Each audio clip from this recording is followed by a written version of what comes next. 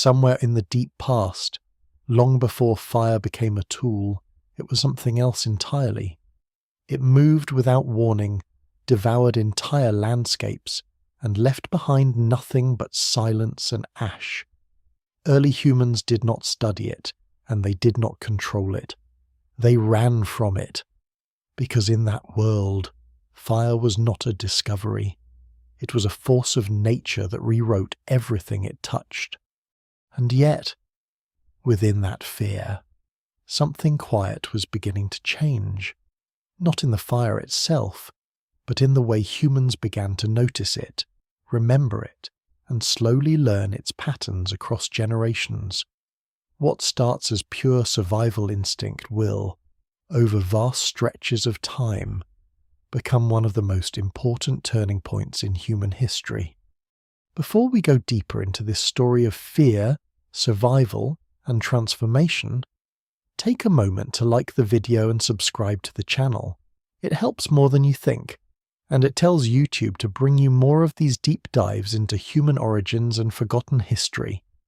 Because what happens next with fire is not just a change in behavior, it is a change in everything that came after. The world exists without the glow of fire in human hands, and that absence changes everything in ways that are almost impossible to fully reconstruct.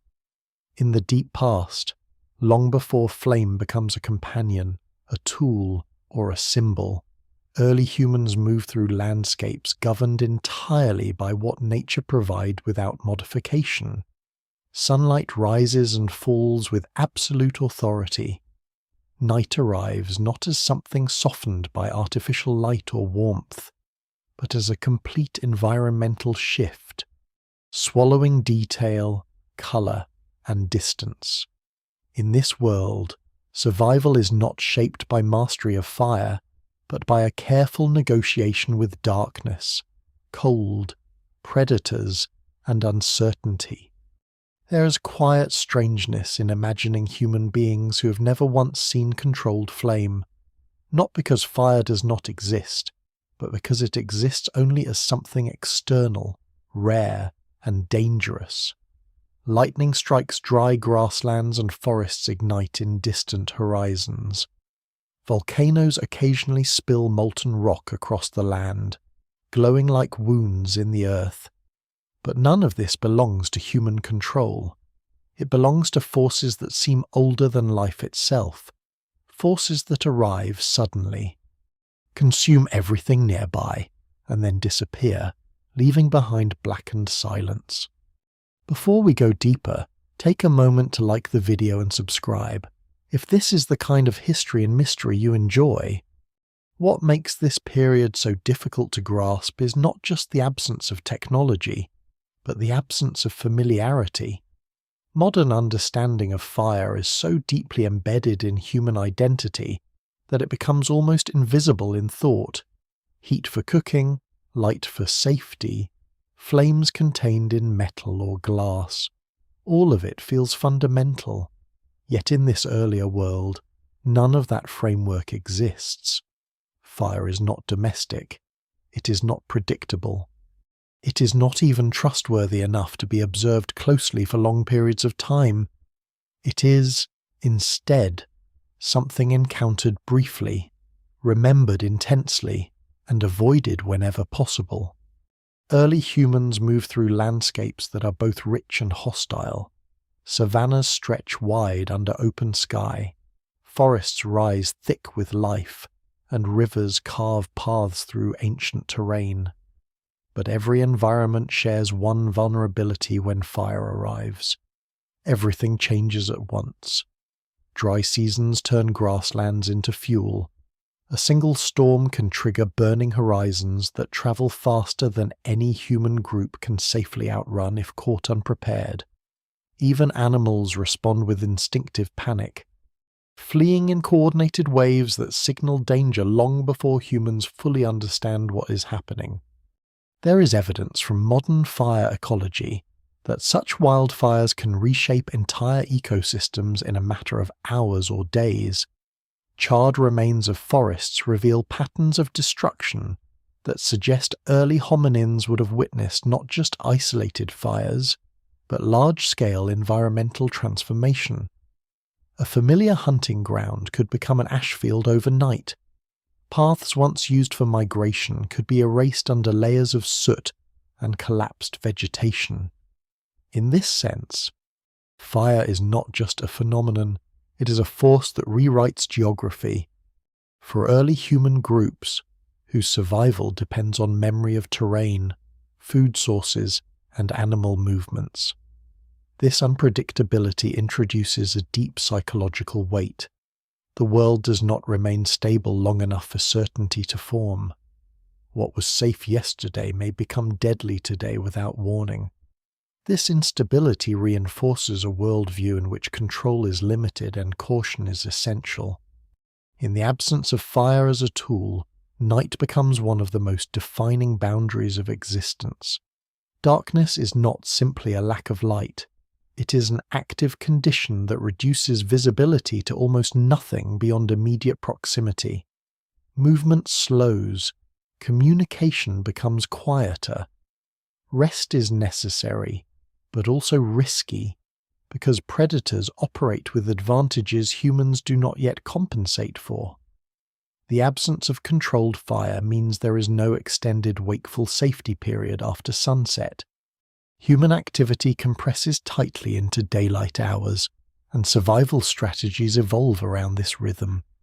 Anthropological models of early human behavior suggest that social groups likely clustered tightly during rest periods, relying on proximity, shared awareness, and alert individuals rather than any external deterrent.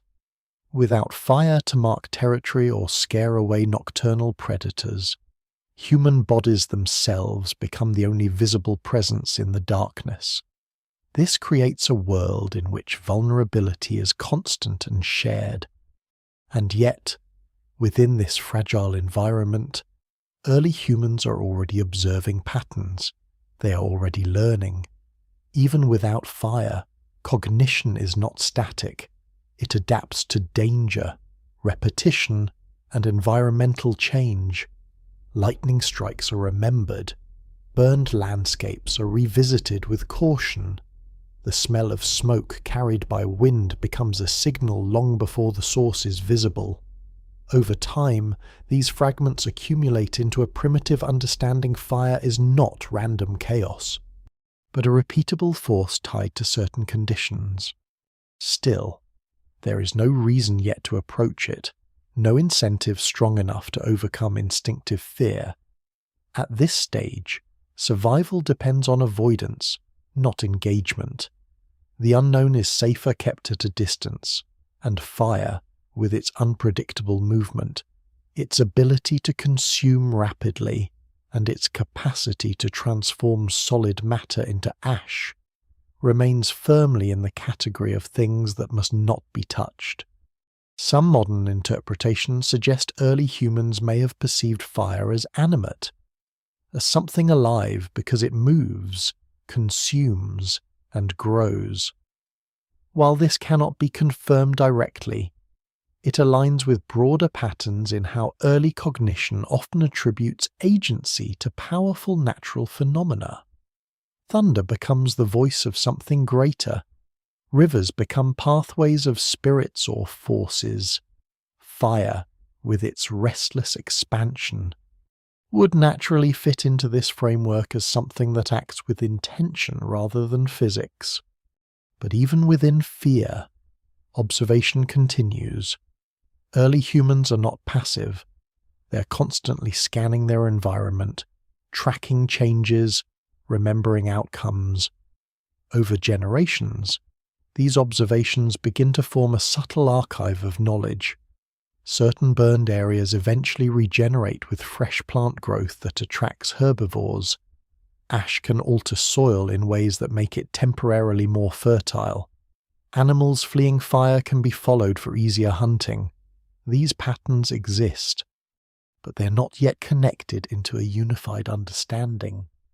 At this stage, fire is still not a tool. It is a warning system without interpretation, a boundary without invitation, a phenomenon that shapes the world without ever becoming part of human intention. And somewhere within this tension between fear and observation, between danger and curiosity, the earliest foundations of change begin to form, even if no one living within that world could yet recognize it.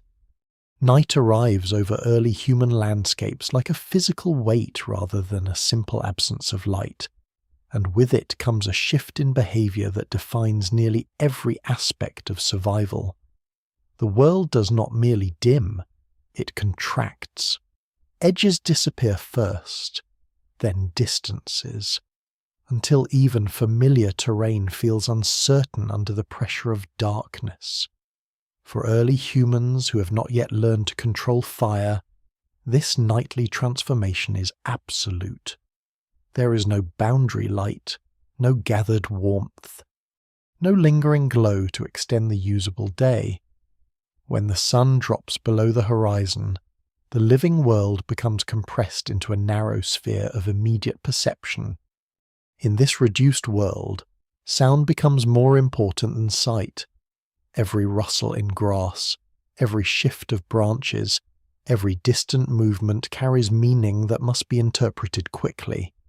The night is full of signals, but without visual confirmation, those signals remain ambiguous. A branch snapping could mean wind, or it could mean a predator adjusting position. A low vibration through the ground could be distant herd movement, or something closer and more dangerous. The uncertainty itself becomes a constant background condition of existence. Early human groups respond to this uncertainty by clustering tightly. Archaeological and behavioral models suggest that proximity is one of the earlier survival strategies in deep time. Bodies gathered together offer warmth, shared awareness, and a collective vigilance that individual awareness cannot match. Without fire to define a perimeter, human presence itself becomes the only marker of safety. The group is both shelter and defense, a living structure built not from materials but from attention and shared presence. The absence of fire also means the absence of psychological separation from the environment. In later periods of human history, fire becomes a kind of controlled boundary between human and wilderness. It pushes darkness outward, creates visible space, and establishes a zone of relative safety. But in this earlier world, no such boundary exists. Humans remain fully embedded within the environment at all times, exposed to its rhythms without interruption. There is no symbolic distance between civilization and nature because civilization, as a concept, has not yet been carved out by flame. This constant exposure shapes perception in subtle but important ways. Early humans are likely to develop heightened sensitivity to environmental cues. Vision adapts to low-light conditions, but only within limits. Smell, hearing, and tactile awareness become equally important. The night becomes an environment that must be read rather than seen, interpreted through fragments rather than clarity. Predator-prey relationships intensify under these conditions. Many large carnivores are naturally more active during twilight or night hours, taking advantage of reduced visibility. Without fire, humans have no method of extending their dominance into these hours. Instead, they retreat, conserve energy, and rely on group cohesion. In evolutionary terms, this likely reinforces cautious behavior patterns, where unnecessary movement after dark becomes rare and risky. Yet even in this environment of restriction, adaptation continues. Early humans do not simply endure night, they structure their lives around it. Rest cycles become synchronized with darkness in a way that maximizes safety. Communication likely becomes minimal, as sound carries further and attracts attention. The night becomes a period of enforced stillness, not because activity is impossible, but because activity increases risk disproportionately. Evidence from comparative primate behavior supports the idea that shared vigilance and group sleeping arrangements are deeply rooted survival strategies. In tree-dwelling or open-ground environments, positioning during rest is not random. Individuals who are more alert or physically capable often take outer positions, while vulnerable members remain in the center. These arrangements are not static but adaptive, shifting with perceived threat levels. Without fire, these social structures become even more essential. In this world, darkness is not simply environmental, it is psychological. The inability to see beyond immediate range creates a persistent sense of unknown presence. Modern humans often underestimate how strongly darkness affects cognition when no artificial light is available. Even subtle sounds or movements become amplified in significance. The imagination fills gaps left by sensory limitation, not as superstition necessarily, but as a survival mechanism designed to anticipate unseen threats. And yet, somewhere within this constraint, early humans are still building knowledge. They are still observing patterns that will eventually matter. The timing of predator movements, the behavior of nocturnal animals, the temperature drop after sunset, the way wind shifts differently at night compared to day, all of these details accumulate slowly. Even without fire, the night is not static. It is a structured environment with repeatable conditions, and repetition is the foundation of learning. What is missing at this stage is not intelligence, but amplification. Fire will eventually become the tool that extends perception, extends safety, and extends activity beyond natural limits. But before that transformation, humans must first live fully within limitation. They must experience night as total boundary, not partial inconvenience. Only within that constraint can the later shift toward control carry its full significance. Some ecological interpretations suggest that this prolonged exposure to darkness may have shaped early cognitive emphasis on memory and spatial mapping. Without continuous visual reference, humans must rely heavily on remembered terrain, mental reconstruction of pathways, and collective agreement about location. These skills are not yet technological, but they form the groundwork for later symbolic thinking and environmental manipulation. Still, in this phase, fire remains absent as a tool. It exists only as distant event, as memory of destruction, as rare phenomenon witnessed from a safe distance. The idea of deliberately creating or preserving it has not yet emerged as a viable behavior.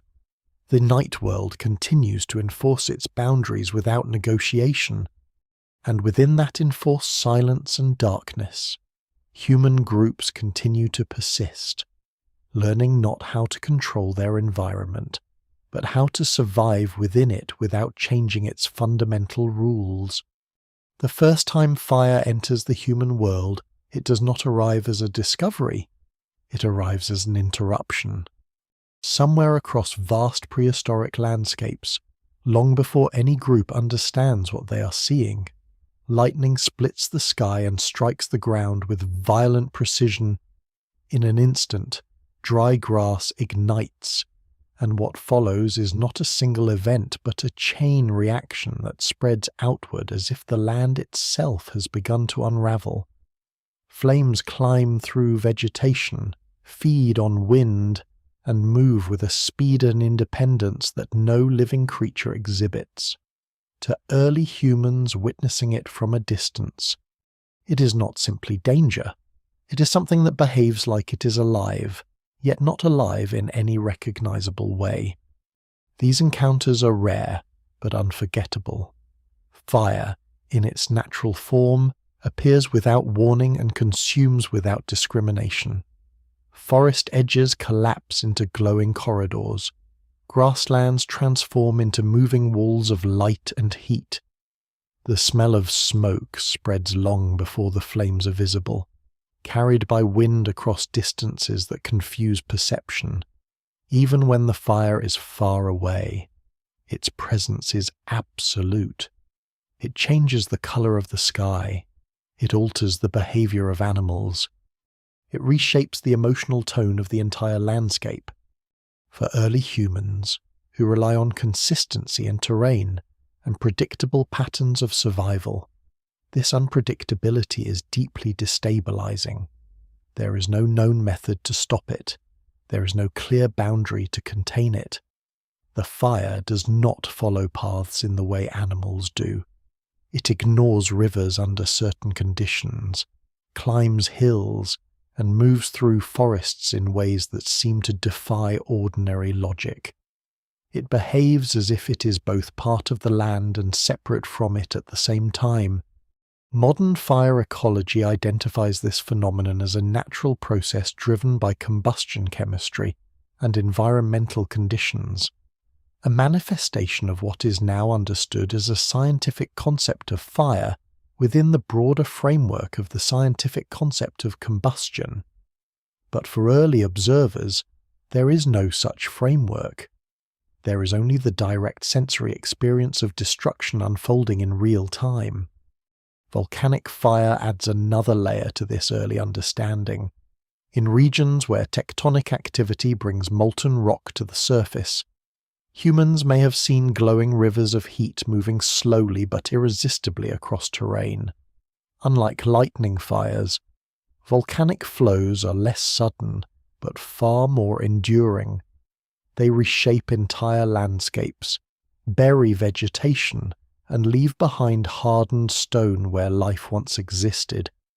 These events are even more difficult to interpret because they emerge from the ground itself, as if the earth is producing fire from within.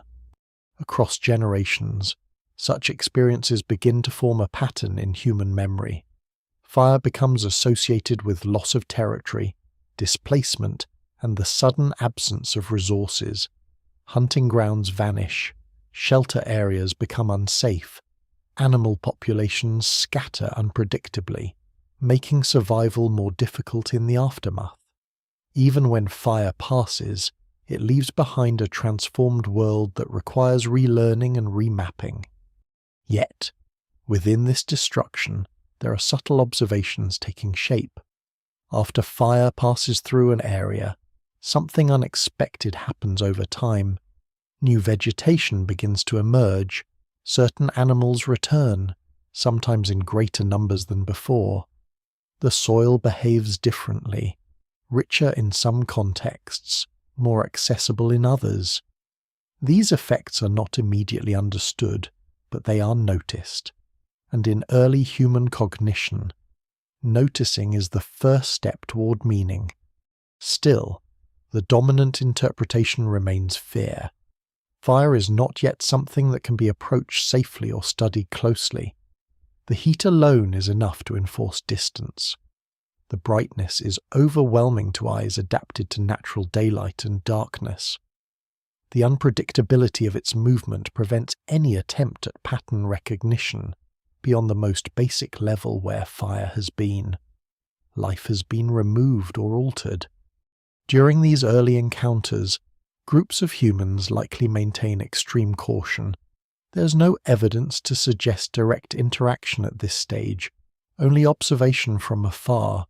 Even wind direction becomes important, as smoke can travel and signal danger long before flames are visible. Entire groups may shift position temporarily to avoid the advancing edge of a wildfire, not out of strategy, but instinctive retreat. And yet, despite this fear, fire does something unusual in the evolutionary story of perception. It demands attention in a way few natural phenomena do. It is dynamic, constantly changing shape, color, and intensity. Unlike stone or water, it is not stable. Unlike animals, it does not move with intent that can be tracked or predicted. It occupies a category that early cognition struggles to classify. Some anthropological theories suggest that this ambiguity may have contributed to early symbolic thinking. When a phenomenon cannot be placed into existing categories of life or matter, the mind is forced to create new interpretive frameworks. Fire, in this sense, may have been one of the earliest catalysts for abstract reasoning, even before it became a tool. But that transformation is still far ahead. In this stage of human history, fire remains external. It appears, dominates, and disappears on its own timeline. Humans adapt to its aftermath but do not yet engage with its process. There is also a subtle shift happening in perception that is easy to overlook. The same force that destroys landscapes also reveals them. When dense vegetation is removed, visibility increases. Paths that were previously hidden become exposed. Animal movement becomes easier to track in open, burned areas. These unintended consequences begin to accumulate in human awareness, even if they are not yet connected to any practical use. Fire, therefore, exists in contradiction even at this early stage. It is both destroyer and revealer, both threat and inadvertent modifier of the environment, but without control, these contradictions remain unresolved. What early humans take from these encounters is not understanding, but memory. The memory of heat that cannot be approached, the memory of light that overwhelms darkness, the memory of landscapes erased and then slowly rewritten by time. And somewhere within those memories, the foundation of future change continues to form quietly, waiting for the moment when fear will no longer be the only response. Fire does not stay distant for long in the human story, even when every instinct insists it should. After the first violent encounters with wildfire and volcanic glow, early humans begin to carry something new within their memory, not just fear, but comparison. Different fires behave differently. Some move quickly and vanish within hours. Others smoulder for days, lingering in charred forests long after visible flames have passed. Some arrive with wind and lightning. Others seem to rise from deep within the earth itself. This variation, subtle at first, begins to matter in a way that pure terror does not explain. Fear remains the dominant response. That much does not change, but fear is no longer uniform. It becomes layered. Certain fires are remembered as distant and fast-moving, others as slow and suffocating, others as surrounded by smoke so dense it turns daylight into a dim, reddish haze. Early humans are not analyzing fire in any scientific sense, but they are storing differences, and difference is the beginning of classification. The landscapes themselves reinforce this impression. After a fire passes, the world is not simply destroyed, it is rearranged. Trees that once formed dense cover are gone, replaced by open space. Animals behave differently in these areas, sometimes avoiding them entirely, sometimes returning sooner than expected. Scavengers appear quickly, drawn by exposed resources. The environment becomes temporarily more legible, even if dangerous. Modern ecological studies of fire-dependent ecosystems show that many regions actually rely on periodic burning for renewal. Nutrient cycling, seed germination, and habitat restructuring often depend on fire intervals. But early humans do not see cycles, they see interruption. They see loss followed by slow and uneven return. The pattern exists, but it is not yet readable as a system. Still, something begins to shift in perception. Fire is no longer only an external catastrophe. It becomes something that interacts with the world in consistent ways. It removes cover, it exposes ground, it alters animal behavior, even without intentional engagement. Humans begin to move differently in post-fire landscapes. They follow animals into open terrain more easily. They notice that visibility improves hunting success.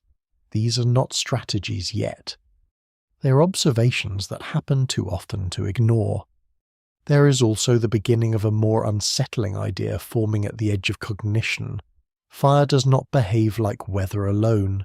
It responds to conditions. Dryness increases its spread. Wind accelerates it. Dense vegetation feeds it. Wet areas slow it. Even without formal understanding, early humans are witnessing that fire is conditional, not purely random. This realization is subtle, but important, because anything that responds to conditions carries the potential for prediction. However, prediction is still far beyond reach. The gap between noticing patterns and using them remains vast. Fire still arrives unpredictably, still destroys without warning, still overwhelms any attempt at approach. The heat barrier alone is enough to enforce distance. No known behavior in early human life prepares the body for sustained proximity to such intensity. Yet curiosity, even in its most cautious form, begins to appear in indirect ways, not in approaching active flames, but in examining what remains afterward. Charred wood is different from unburned wood. Ash behaves differently from soil. Burned areas smell different, feel different underfoot, and attract different insects and animals. These differences accumulate into sensory memory. In some cases, archaeological interpretation suggests that early hominins may have encountered naturally extinguished embers.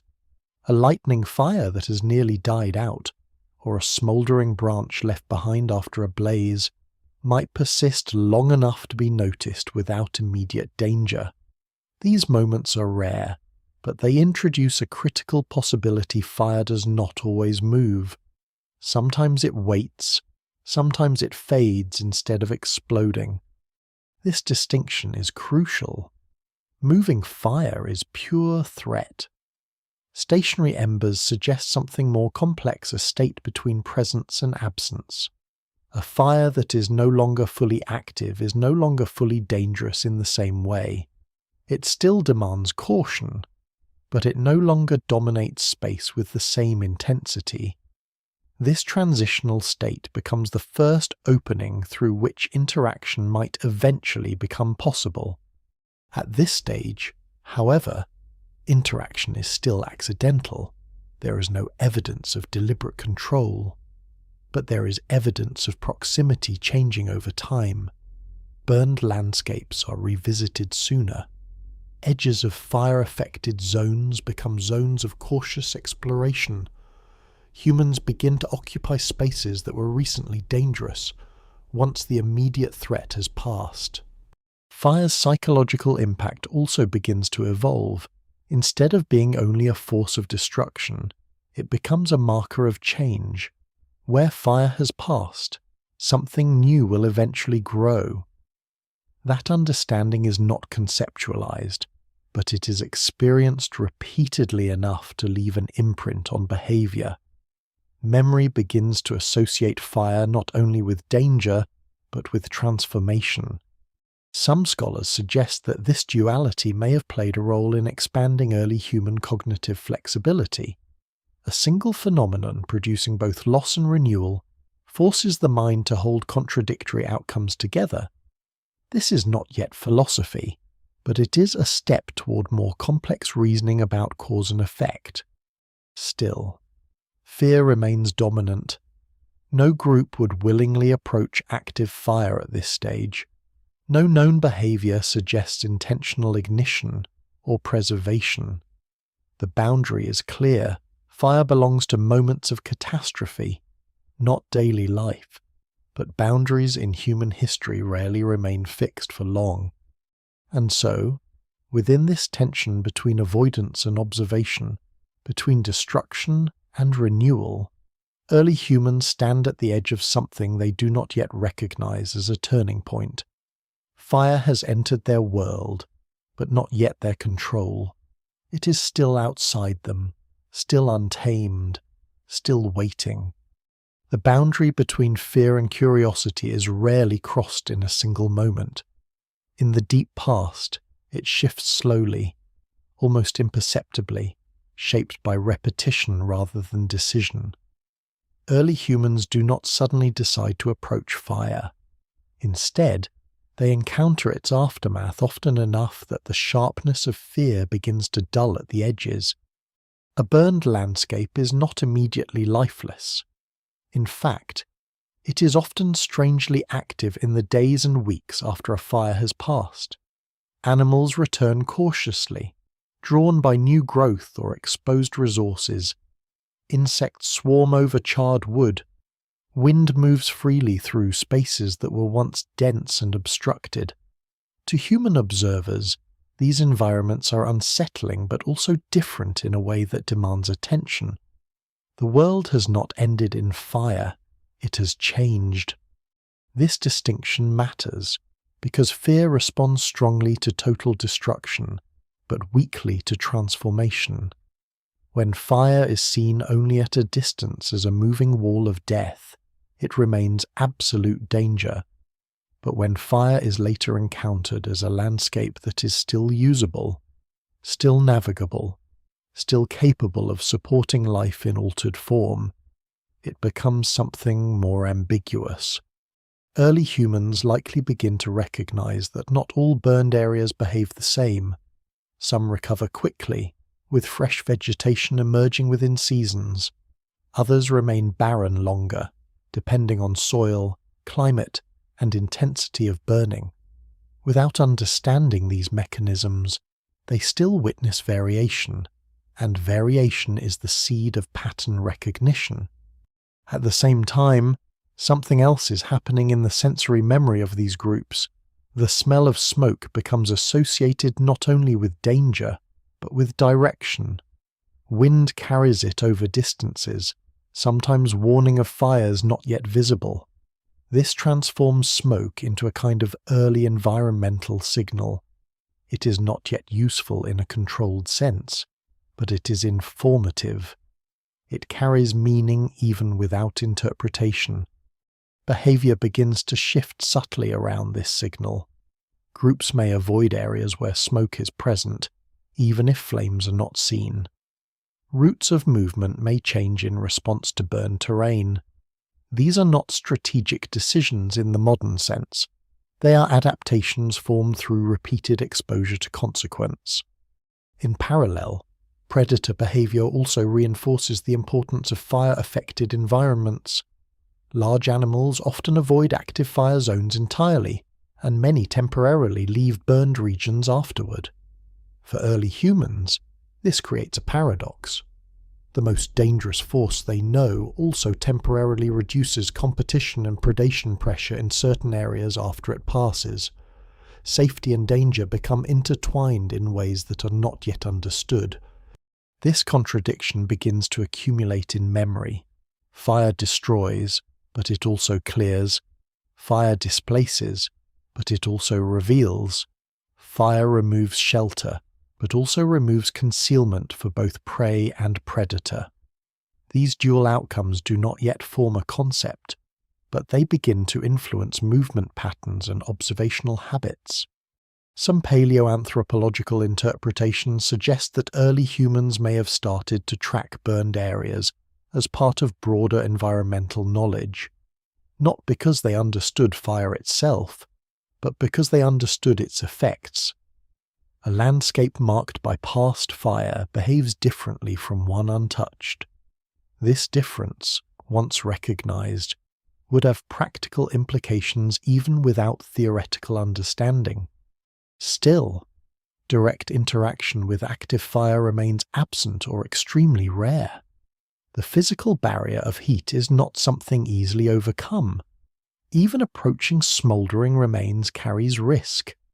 There is no evidence to suggest sustained contact or experimentation at this stage, but proximity is slowly decreasing in specific contexts, especially after fire is naturally extinguished. It is in these transitional zones where fire has died but its effects remain visible that the earliest cracks in pure avoidance begin to appear. Charred branches might be handled briefly out of necessity. Warm ash might be touched accidentally while searching for resources. None of these interactions indicate control, but they introduce familiarity. Familiarity is a powerful force in cognitive evolution. It does not eliminate fear, but it reshapes it. What is repeatedly encountered without immediate consequence becomes less abstractly terrifying over time. Fire, in its post-active state, begins to enter this category. At the same time, environmental repetition strengthens memory structures. Wildfires are not constant, but they recur across seasons and climates. Lightning storms return. Dry periods increase risk. Over generations, early humans would have experienced multiple cycles of fire events and recovery. This repetition slowly builds an implicit understanding that fire is part of environmental rhythm, not a singular anomaly. And yet, even as this understanding grows, the core mystery remains intact. Fire still cannot be initiated, it cannot be preserved intentionally. It cannot be summoned. It arrives on its own terms and leaves behind altered worlds. This asymmetry defines its power. Within this imbalance lies the tension that will eventually lead to transformation, because anything that can be observed consistently begins to invite questions. Even if those questions are not yet language-based, why does it appear here and not there? Why does it last longer in some places? Why does it sometimes leave behind warmth long after flames are gone? These are not spoken questions. They are patterns of attention. And attention, once directed repeatedly toward a single phenomenon, rarely remains passive forever. Fire begins to re-enter the human world not as a spectacle of destruction, but as something that lingers after destruction has already passed. In the quiet aftermath of burned landscapes, early humans encounter a different kind of presence. The flames are gone, the smoke has thinned, and yet the environment still holds traces of heat. Charred wood retains warmth longer than surrounding soil. Ash fields feel different underfoot, softer, looser, almost unfamiliar compared to compacted earth and forest floor. These differences are subtle, but in a world built on sensory survival, subtlety matters. At first, there is no reason to interpret these remnants as anything significant. They are simply part of the changed landscape, like broken branches or dried riverbeds. But repetition begins to do its quiet work.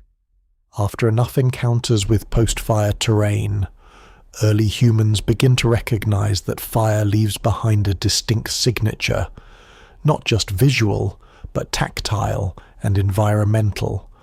Archaeological science suggests that even in very early hominin sites, burned materials appear in contexts that predate clear evidence of controlled fire use. Whether these are natural wildfires or accidental interactions is still debated. But what matters is that fire residues are repeatedly present in human-inhabited spaces. The boundary between purely external fire and human proximity is starting to blur, even if control has not yet been achieved. One of the most important shifts at this stage is not behavioral, but perceptual. Fire stops being understood only as an event and begins to be understood as a state that leaves traces. This matters because traces can be revisited. An event is gone, a trace persists. Early humans, constantly moving through landscapes shaped by seasonal change and ecological cycles, are particularly sensitive to persistence. Anything that remains after a major transformation becomes a reference point. Burned trees, for example, do not return to their original form. They stand as markers of past intensity. These markers begin to accumulate in memory as spatial anchors. There is also a growing awareness that fire is not evenly distributed. Some regions burn more frequently than others due to climate, vegetation density, and lightning activity.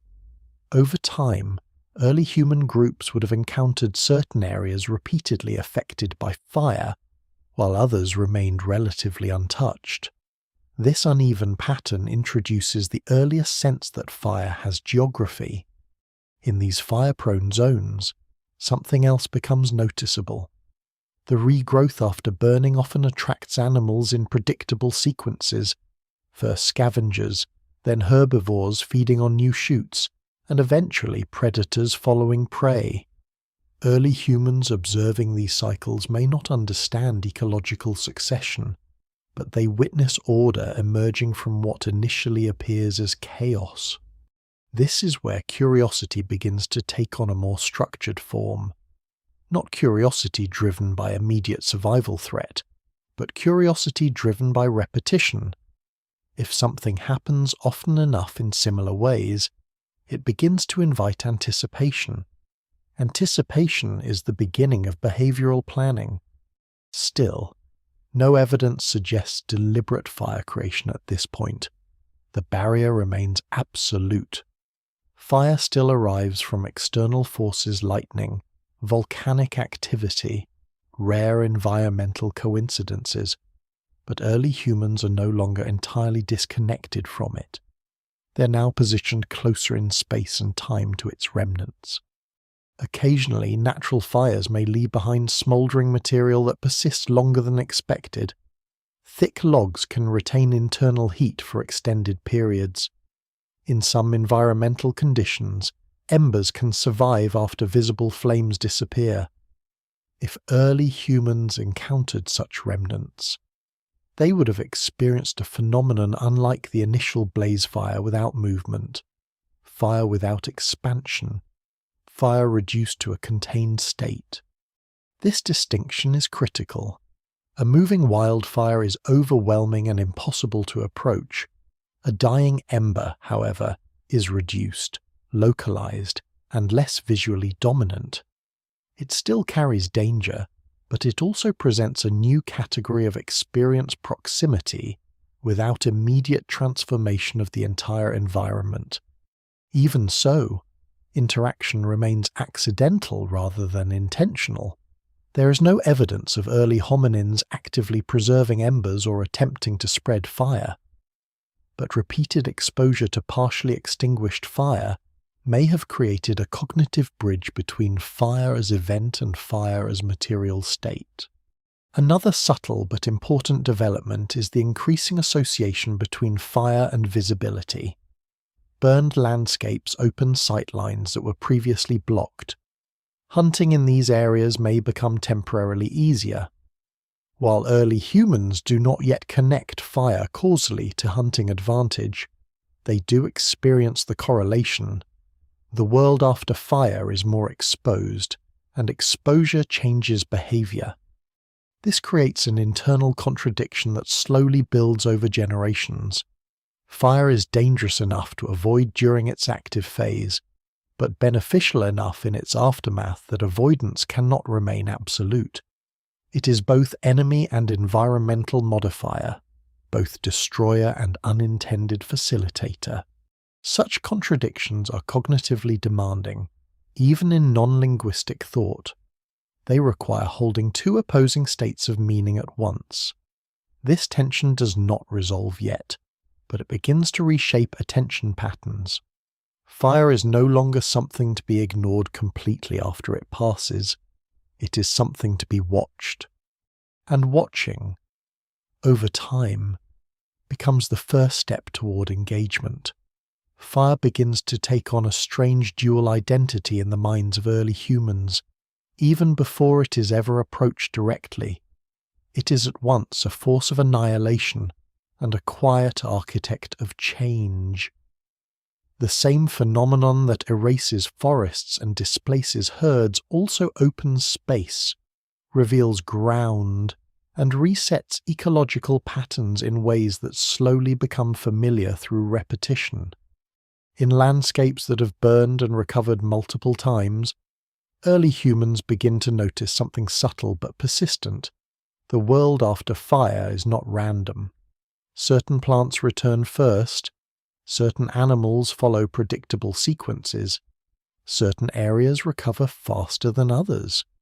No language yet exists to describe ecology, but the lived experience begins to resemble a system with internal logic. This is where early interpretation starts to drift away from pure fear. Not because fear disappears, but because fear alone cannot explain repetition. If fire were only chaos, its effects would not follow recognizable patterns, but they do. And recognition changes how attention is distributed. Fire still cannot be controlled. That remains unchanged. Lightning still delivers it without warning. Dry seasons still increase its spread. Winds still decide its direction. But within that uncontrollable framework, early humans begin to see consistency in outcomes, and consistency is the foundation of expectation. Expectation is not yet understanding, but it is closer to it than fear alone. In burned terrain, another observation becomes increasingly important: visibility. After fire passes through dense vegetation, the landscape becomes open. Movement becomes easier to track. Lines of sight extend farther than before. For hunters operating in environments where tracking prey is essential, this change has practical consequences, even if not yet consciously attributed to fire itself. Animals respond in their own ways to these transformed environments. Some avoid burned zones entirely for long periods. Others return quickly to feed on new growth. Predators follow prey into these shifting spaces.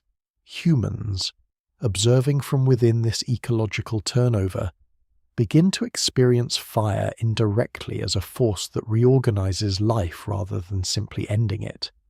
Still, the danger of active fire remains absolute. There is no evidence of deliberate interaction at this stage.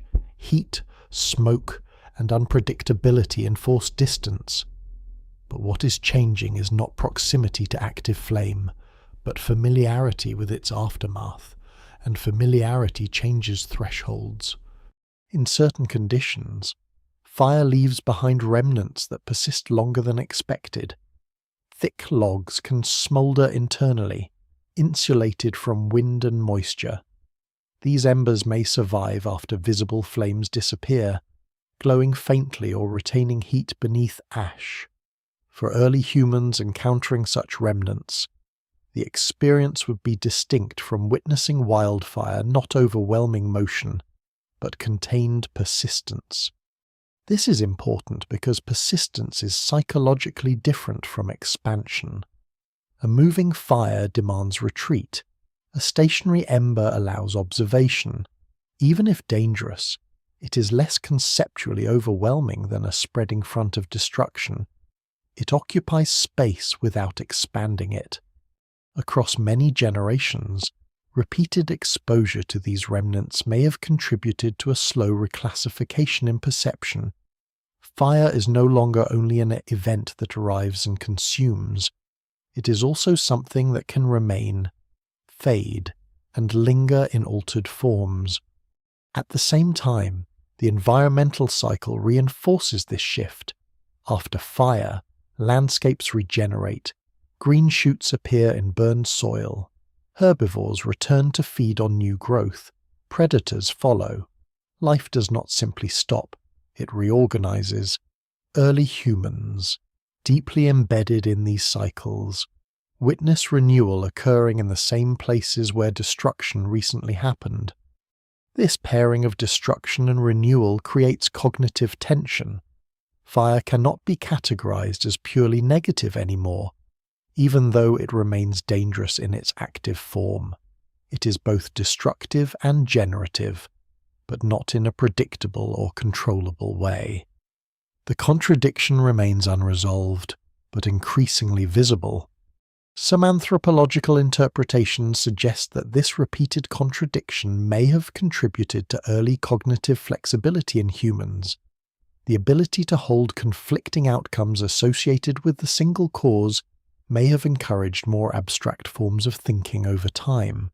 Fire, in this sense, becomes not just an environmental force, but a cognitive challenge. Still, no intentional use of fire is evident. There is no evidence of harvesting flames, preserving embers, or creating controlled burns. The boundary between observation and manipulation remains intact, but it is beginning to thin in places where repetition is strongest. Every burned landscape revisited strengthens memory. Every cycle of fire and regrowth reinforces pattern recognition. Every encounter with residual heat expands the range of what is considered fire experience. Slowly, without any single decisive moment, fire moves closer to the edge of human agency. And yet, from the perspective of those living within this world, nothing has changed fundamentally. Fire still arrives on its own terms. It still cannot be summoned. It still cannot be owned. It remains external, powerful, and unpredictable. But the mind observing it is no longer the same mind that first feared it without question. Somewhere between repeated disaster and repeated observation, fire stops being only a spectacle and begins to become a problem that the mind keeps returning to. Early humans do not suddenly change their behavior toward fire. There is no moment of breakthrough, no single encounter that transforms fear into mastery. Instead, what accumulates is familiarity with its aftermath, and familiarity has a quiet way of altering thresholds. Burned landscapes are revisited more often. Smoke on the horizon is interpreted with increasing attention rather than pure panic. The environment itself keeps reintroducing fire in different forms, forcing repeated cognitive engagement. At archaeological sites across Africa and Eurasia, evidence of early burning appears in layers that sometimes coincide with human occupation. Some of this is clearly natural wildfire activity overlapping with human presence. Some remains controversial in interpretation. But what matters in the broader pattern is that fire and human life are increasingly sharing space, even if not yet sharing control.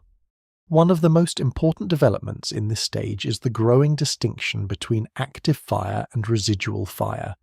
Active fire is still absolute danger, moving, consuming, expanding.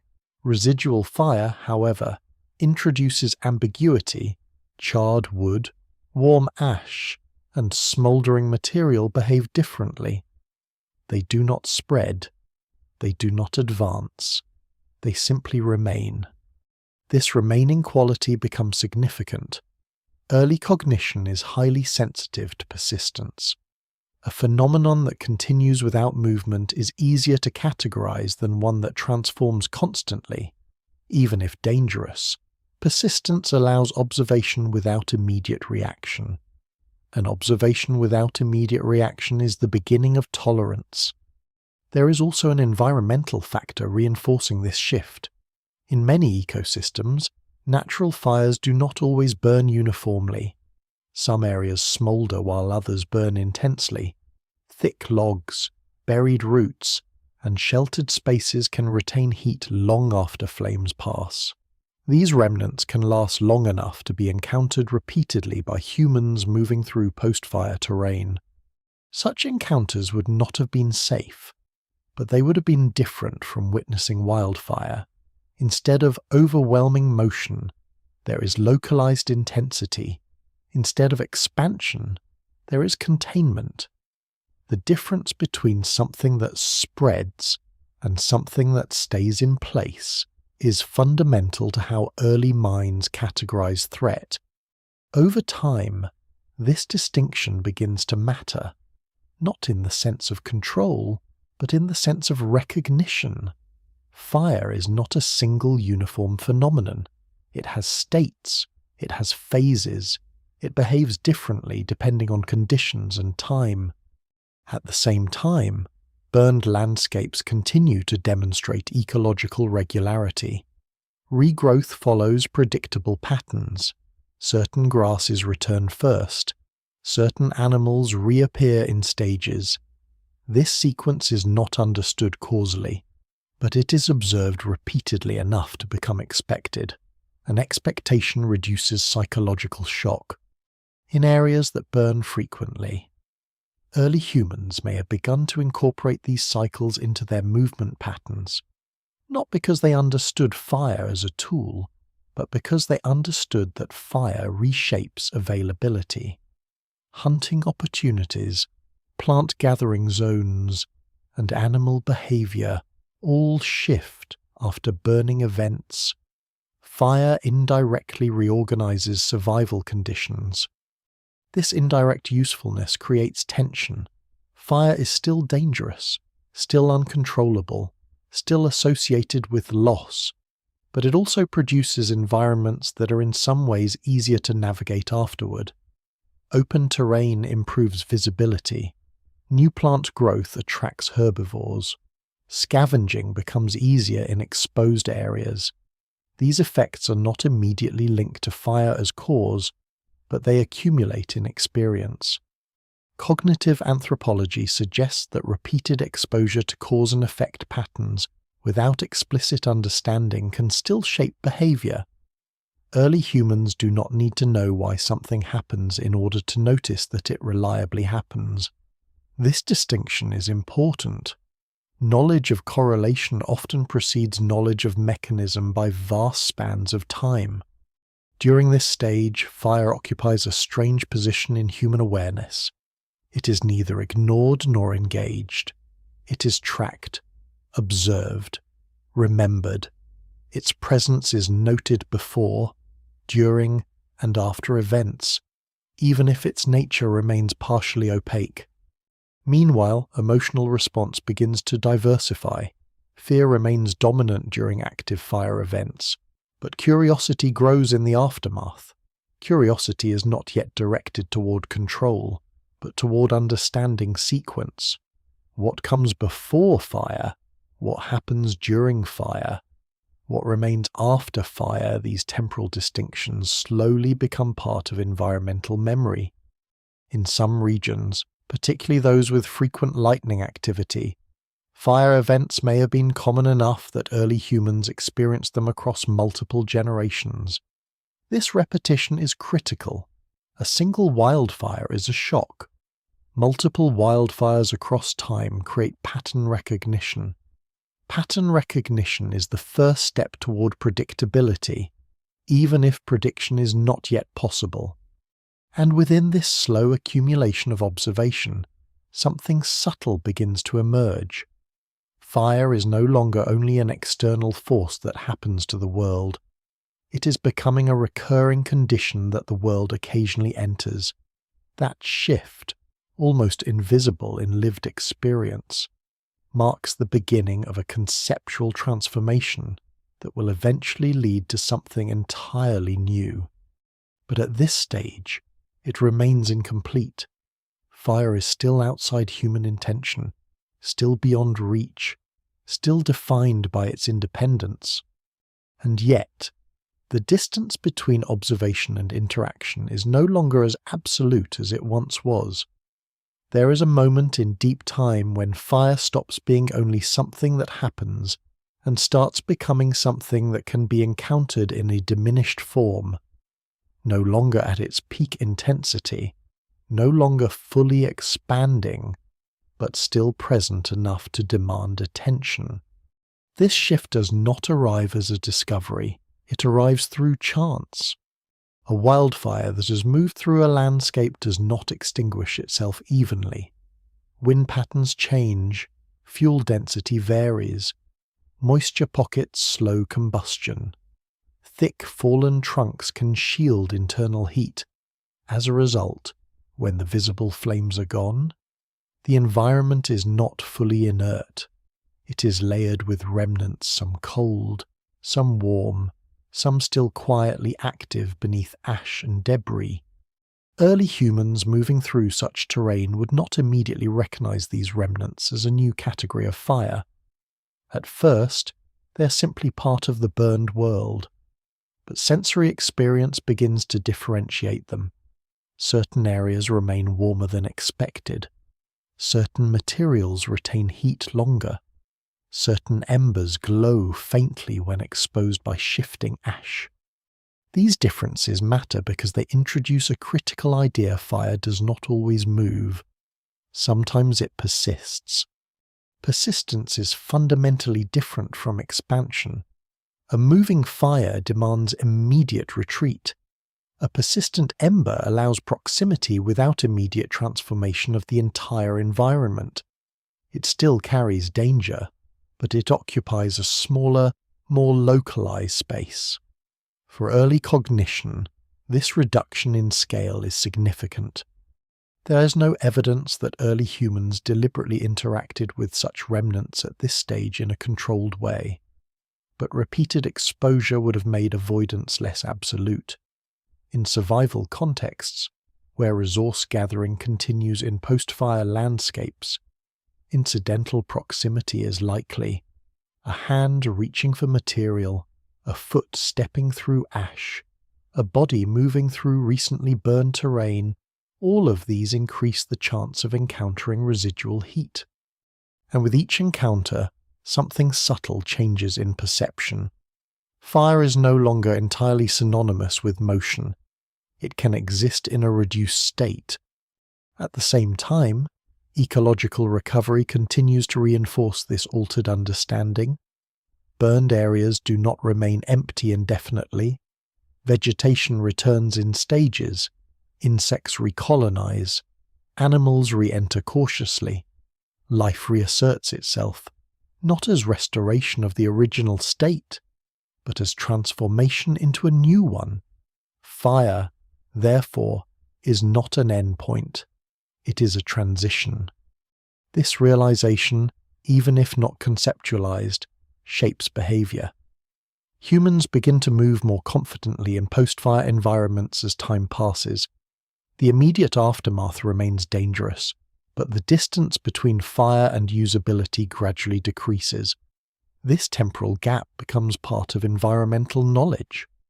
In regions where fire is more frequent, this cycle repeats often enough that early humans would have experienced multiple phases of burning and regrowth within their lifetimes. Over generations, this repetition builds a layered memory of fire not as singular catastrophe, but as recurring environmental force with predictable after-effects. Still, active fire remains untouched territory. Heat and movement continue to enforce a strict boundary. No matter how familiar the aftermath becomes, the active state remains inaccessible. The gap between observation of remnants and interaction with flames is still absolute. However, cognitive distance is beginning to shorten in another way. Fire is increasingly associated with specific environmental conditions, dry seasons, certain vegetation types. Lightning storms, these associations accumulate through repeated exposure. While not yet understood causally, they form a kind of environmental mapping in memory. This mapping does not yet allow control, but it begins to allow anticipation, not prediction in a precise sense, but expectation of likelihood. Certain landscapes feel more fire-prone based on past experience, even if the reason is not consciously articulated. At the same time, the emotional structure surrounding fire continues to diversify. Fear dominates active encounters, but curiosity strengthens in its absence. Curiosity is no longer only about aftermath, but about possibility.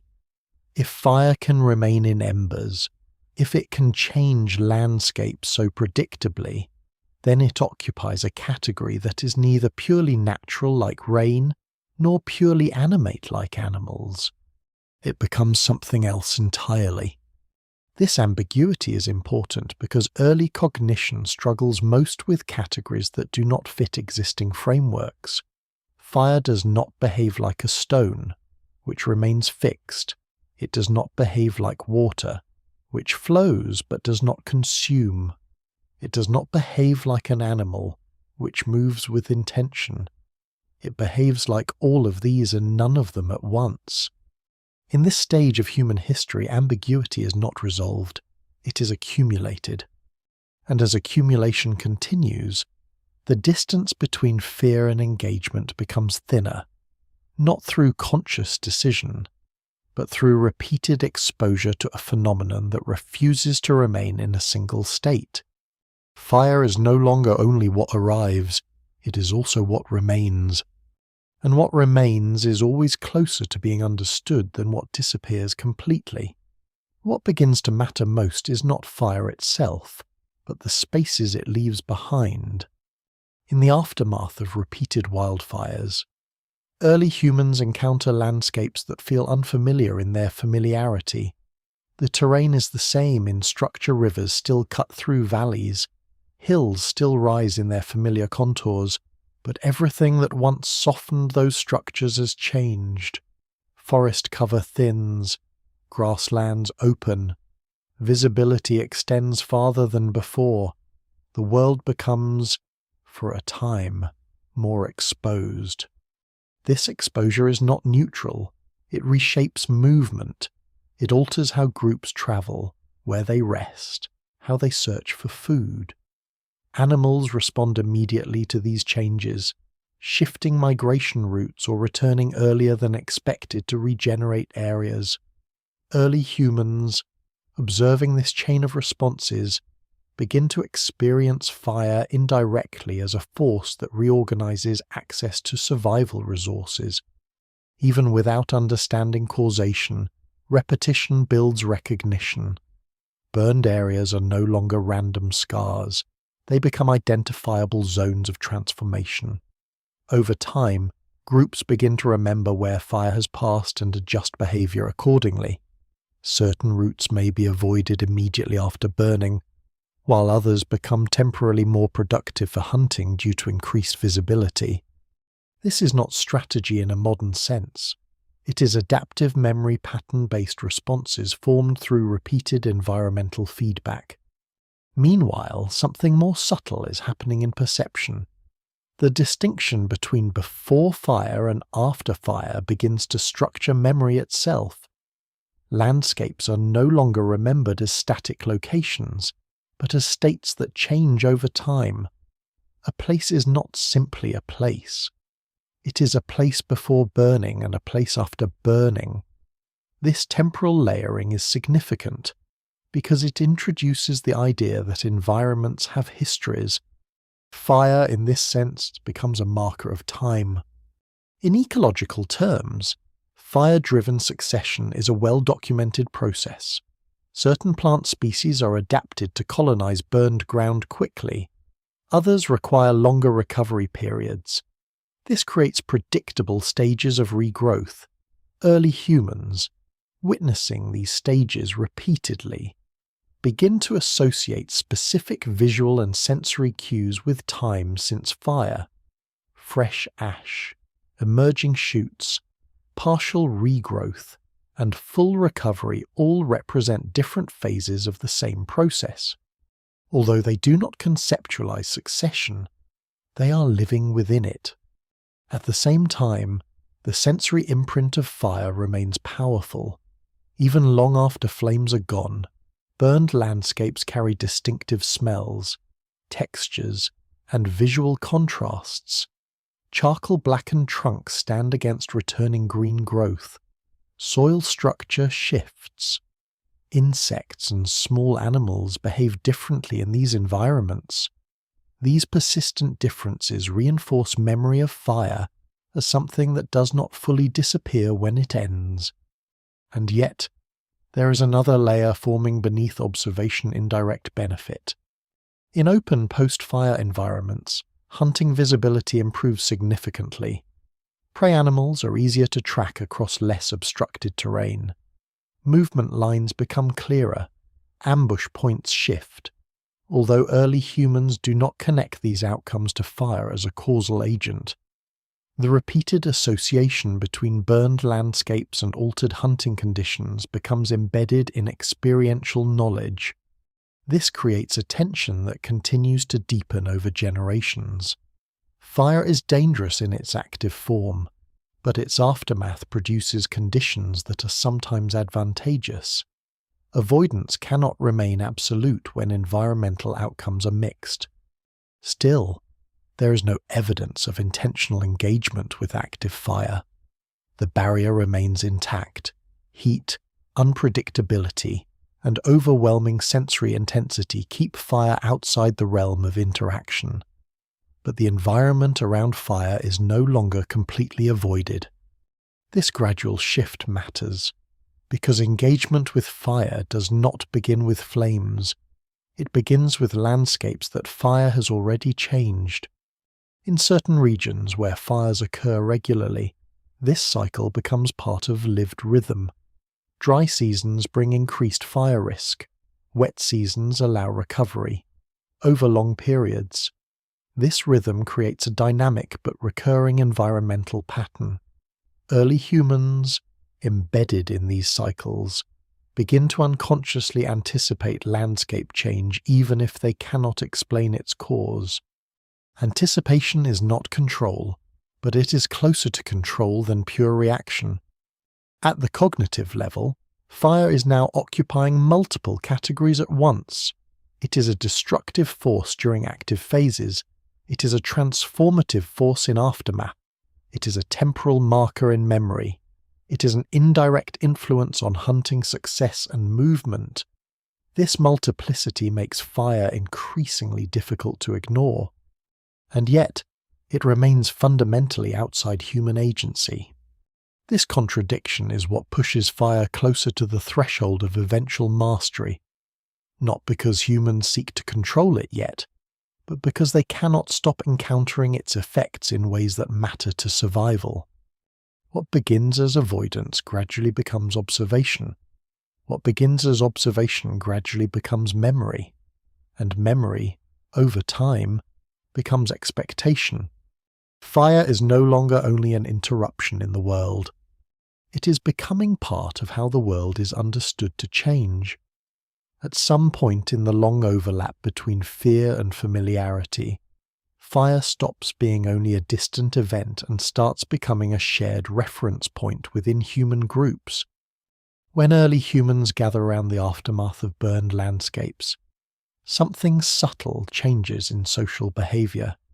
These environments are not just altered terrain, they are shared experiences. Every member of a group who has witnessed a fire event carries a memory of it, but those memories are not identical. Some remember distance, others remember smoke, others remember the rapid movement of fleeing animals.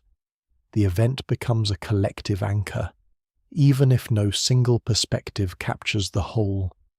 This shared memory begins to shape communication in indirect ways. Without language as it exists today, early humans rely on gesture, repetition of behavior, and environmental reference points. Burned areas, therefore, become part of how experience is transmitted. A path avoided because of recent fire activity is not explained. It is simply avoided, and the avoidance itself becomes instructive for others. Over time, this creates a form of distributed knowledge. Fire is not understood, but its consequences are collectively recognized. Groups learn where fire tends to appear more frequently, how long burned areas remain altered, and how animal behavior shifts after burning events. This is not scientific reasoning, but it is structured observation shared across individuals. At the same time, the social implications of fire's aftermath begin to grow more important. In open, burned landscapes, visibility increases not only for hunting, but also for group cohesion. Members of a group can see each other more easily across distances that were previously obstructed by vegetation. This alters movement dynamics. Groups may spread out more safely during foraging while still maintaining visual contact. Such changes are subtle, but they matter. Fire is indirectly reshaping how early humans occupy space together. In parallel, predator dynamics continue to reinforce the complexity of fire's role in the environment. Many large predators avoid recently burned zones, especially immediately after fire events. This temporary reduction in predation risk creates a shifting safety gradient in the landscape. However, this safety is not stable. As vegetation returns and animals recolonize, predators also return. Fire creates a cycle of temporary disruption rather than permanent change. Early humans, experiencing this repeatedly, begin to live within a landscape that is constantly in transition. No environment remains fixed for long. Safety, danger, visibility, and concealment all shift depending on time since the last fire event. Within this context, fire becomes increasingly embedded in environmental awareness. Even when not present, it is considered indirectly through its effects. A landscape is not just forest or grassland. It is forest that has not burned recently, or grassland that has recovered from burning. This temporal layer becomes part of how space is understood. Some anthropological interpretations suggest that this kind of environmental layering may have contributed to early forms of spatial reasoning, understanding terrain not only in physical terms but also in temporal terms. How it changes over time requires more complex mental mapping. Fire, as a recurring transformative force, becomes one of the earliest drivers of this complexity. Still, despite growing familiarity with aftermath, direct engagement with active fire remains absent. The barrier of heat and unpredictability continues to enforce separation. There is no evidence of controlled ignition or intentional use at this stage. Fire is still something that happens to the world, not something acted upon. But the psychological distance is narrowing. Repeated exposure reduces the shock of fire's presence in memory. Each encounter adds another layer of comparison. This fire moved faster. That one lasted longer. This one left a wider burned area. That one changed the landscape more dramatically.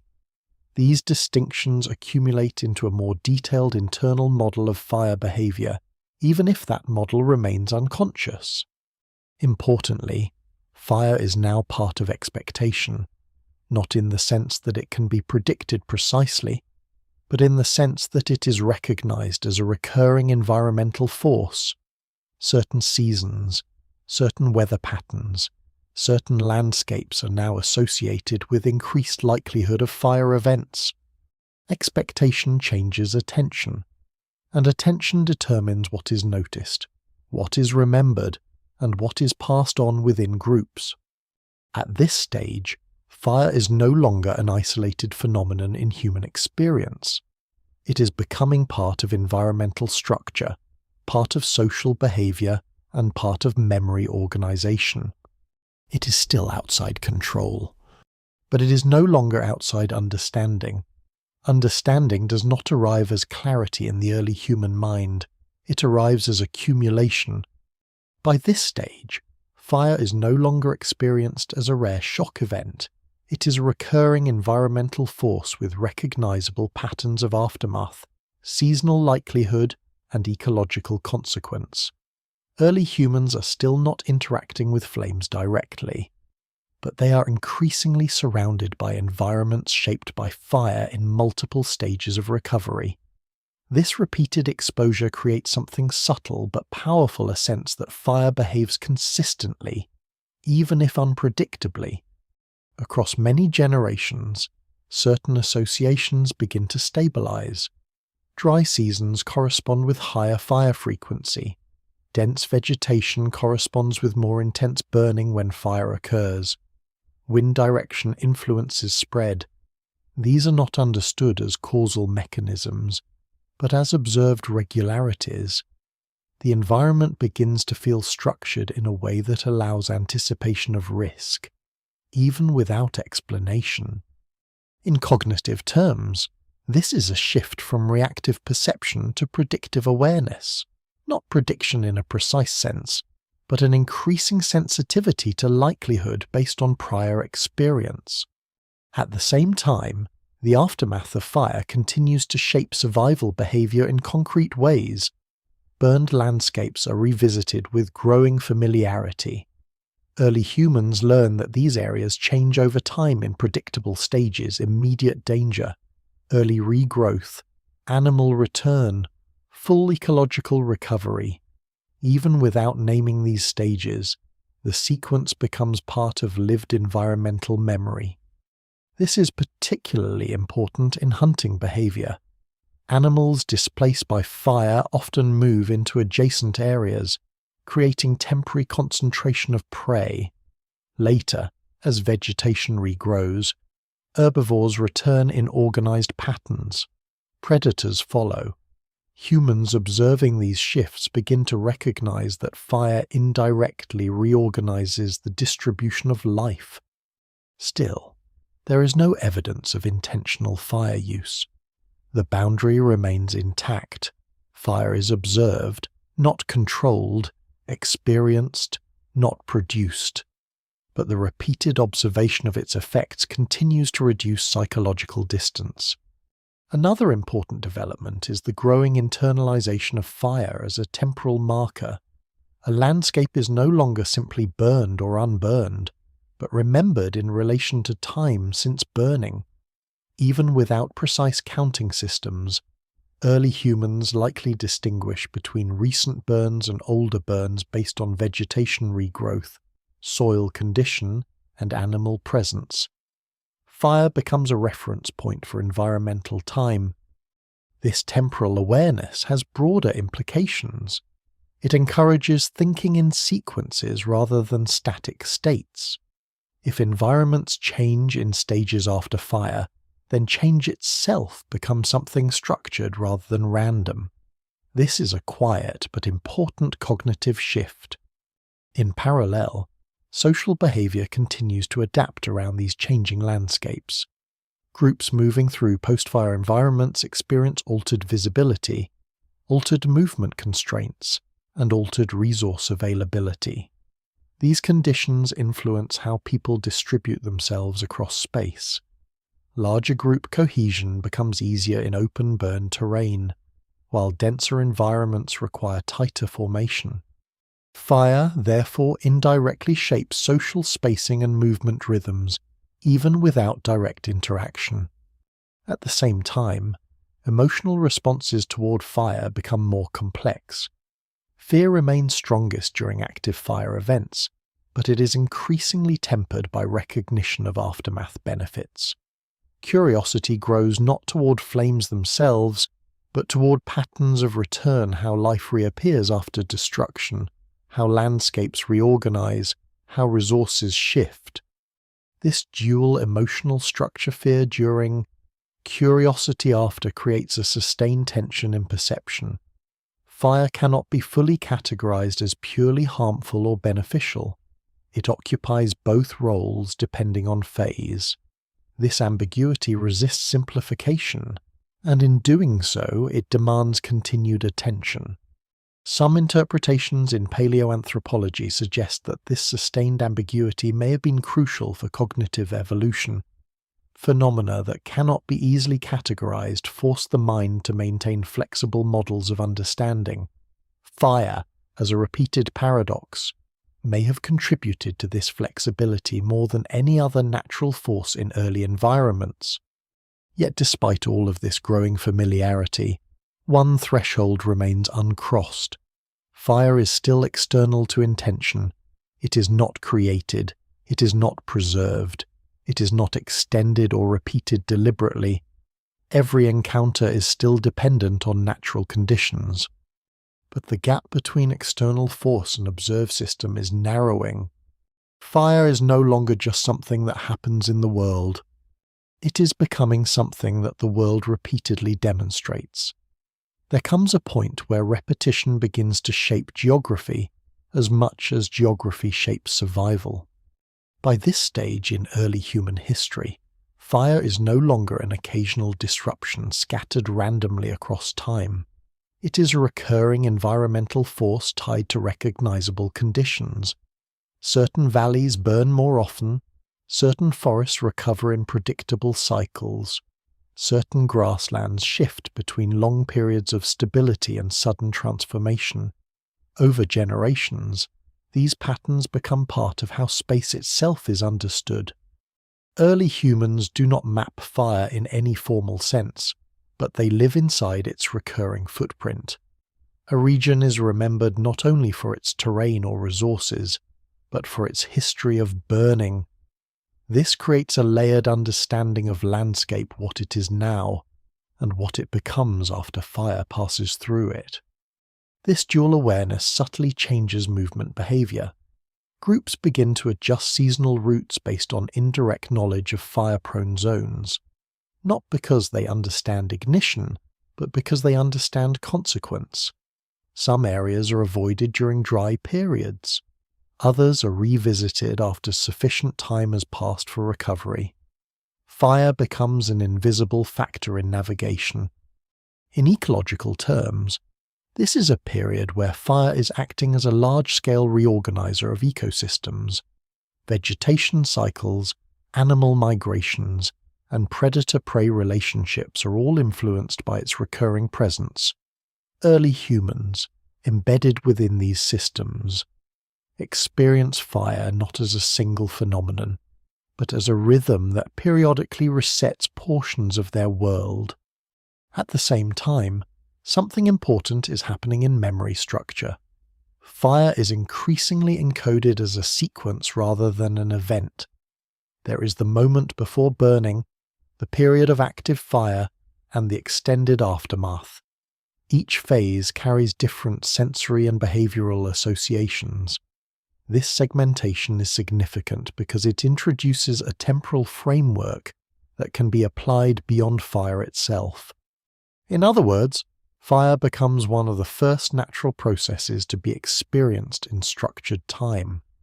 Still, control remains absent. Fire is observed, tracked, anticipated in vague terms, but never initiated. The boundary between natural occurrence and human action is intact.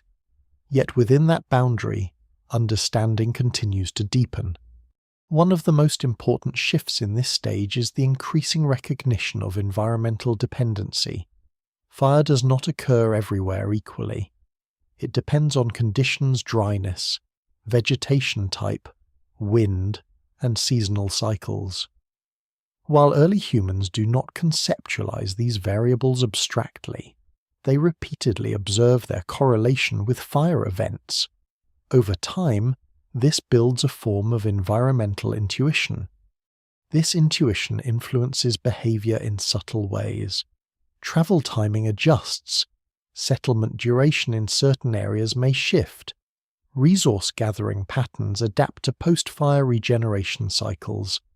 These changes are not deliberate strategies in a modern sense, but adaptive responses shaped by repeated experience. Fire also begins to influence the emotional geography of landscapes. Some areas feel safer because they have not burned recently. Others feel unstable because they have burned multiple times in memory. This emotional layering overlays physical geography, creating a more complex sense of place. Meanwhile, the aftermath of fire continues to demonstrate structured ecological recovery. Plant succession stages become familiar even without being named. Animal returns follow recognizable sequences. The land does not remain destroyed, it transitions. This repeated observation strengthens the idea that fire is part of a cycle rather than a final state. However, the destructive phase of fire still dominates perception during active events. When flames are present, they overwhelm all other interpretation. Heat, brightness, and rapid movement enforce immediate withdrawal. There is no ambiguity in that moment. Fire is absolute. It is only in absence that ambiguity emerges, and it is within that absence that understanding grows. The most significant transformation in this period is not technological, but cognitive. Fire is no longer a singular unknown. It is a recurring system with phases, conditions, and consequences. It remains uncontrollable, but it is no longer incomprehensible. That distinction marks a quiet but profound shift in human perception of the natural world. Fire is still outside human hands, but it is no longer outside human expectation. At the edge of understanding, there is still a long distance between knowing that something follows patterns and being able to act within those patterns. By this stage, early humans have accumulated generations of experience with fire as a recurring environmental force. They recognize its seasonal tendencies, its dependence on dryness and wind, and its ability to reshape landscapes in predictable phases. Fire is no longer a rare anomaly. It is a known presence in the background structure of survival. And yet, knowledge remains observational. Fire is still something that arrives independently of human intention. Lightning continues to be its most visible origin. Dry seasons continue to provide the conditions for spread. Volcanic activity continues to produce localized but intense transformations. Humans remain positioned as witnesses and responders, not participants. What begins to change in this stage is not the nature of fire, but the density of human attention directed toward it. Repeated exposure has created a form of environmental familiarity that reduces absolute fear. This does not mean safety. Active fire remains dangerous, overwhelming, and physically inaccessible. But familiarity reduces the shock of recognition. Fire is no longer entirely unknown even when it appears unexpectedly. The mind now has reference points past fires, past burned landscapes, past recoveries. These reference points allow comparison, and comparison is a critical step toward conceptual modeling. Early humans begin to differentiate fire events not just by presence or absence, but by intensity, speed, duration, and environmental impact. Some fires are remembered as fast-moving and narrow in spread, others as slow but deeply destructive. These distinctions accumulate in memory without formal classification. At the same time, the environmental consequences of fire continue to reinforce its indirect importance. Burned landscapes remain more open, more navigable, and in some cases more productive for hunting during certain phases of recovery. Animal behavior continues to shift in response to fire cycles, creating predictable but temporary opportunities for human groups. This creates a subtle dependency that is not yet recognized as such. Human survival does not rely on fire directly, but it increasingly intersects with fire-shaped environments. Movement, hunting success, and resource availability are all influenced by where and when fire is passed. Still, the threshold of control is not crossed. No evidence suggests deliberate ignition or sustained preservation. Fire remains externally sourced and temporally independent of human intention, but the conceptual distance between observing fire and understanding fire has narrowed significantly. One of the most important cognitive developments in this stage is the strengthening of causal intuition. Even without formal reasoning, repeated exposure to fire conditions encourages the mind to associate environmental states with outcomes. Dry conditions lead to higher fire likelihood. Dense vegetation leads to more intense burning. Wind alters direction and speed. These relationships are not articulated, but they are increasingly anticipated. This anticipation marks a shift from reactive survival to preemptive awareness. Socially, fire continues to shape group behavior in indirect but consistent ways. Post-fire landscapes allow different movement patterns, altering how groups space themselves during foraging and travel. Visibility increases coordination range, while altered terrain changes how resources are located and shared. Fire, without being controlled, continues to reorganize social space. Emotionally, the dual nature of fire becomes more stable in perception. Fear remains dominant during active exposure, but it is now balanced by an increasingly reliable expectation of regeneration afterward. Destruction and renewal are no longer separate ideas. They are linked phases of the same process. This duality is important because it prevents fire from being reduced to a single meaning. It resists simplification. It exists as both threat and transformation, both danger and indirect benefit. This unresolved contradiction keeps attention anchored to it across generations. By now, fire has become a persistent feature of environmental memory. It is not just remembered when present, but anticipated when absent. It structures how landscapes are interpreted over time, and still, it remains outside human agency. But the boundary is no longer defined by ignorance. It is defined by distance, and that distance is slowly shrinking. By the time fire becomes fully embedded in human awareness, it is no longer experienced as an isolated phenomenon at the edge of survival. It has become part of how reality is organized. Early humans now inhabit landscapes where fire is understood through its traces as much as its presence. Entire regions are mentally catalogued not just by terrain, but by their history of burning and recovery. A forest is never simply a forest. It is a forest that has not burned in many cycles, or one that recently passed through transformation and is still in the process of rebuilding. Time itself becomes visible through fire's repeated imprint on the land. At this stage, the most profound change is not in fire, but in perception. Humans no longer interpret the environment as static. They see it as something that changes in structured phases. Fire is one of the clearest expressions of that structure. It destroys, but it also resets. It removes, but it also reveals. It interrupts continuity, but also creates new sequences of ecological return. This repeated experience slowly reshapes how causality is understood.